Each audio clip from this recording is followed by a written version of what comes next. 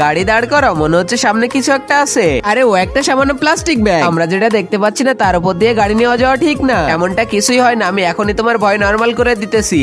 আরে না দাঁড়াও, তুমি এমনটা করো না, আমি তোমাকে বলেছিলাম না কিছুই হবে না। তোমাদের আসতে এত দেরি কেন হয়েছে? আরে মা, তোমার বৌমা তো একেবারে বাচ্চাদের মতো ব্যবহার করে, রাস্তাতে একটা সামান্য প্লাস্টিকের ব্যাগ দেখে ভয় পেয়ে গেছে। ঠিকই তো বলেছে, তুমি ভুলে গেছো নাকি পরের বার আমাদের সাথে কি হয়েছিল? তোমাদের বাচ্চার বয়স কত, মেয়ে হয়েছে নাকি ছেলে? তুমি কে যে আমাদের কাছে এগুলো শুনতেছো? আমরা যদি ওনাকে বলে দিতাম তাহলে কি হতো? মনে রাখবে, মা না আসা পর্যন্ত জেগে থাকবে।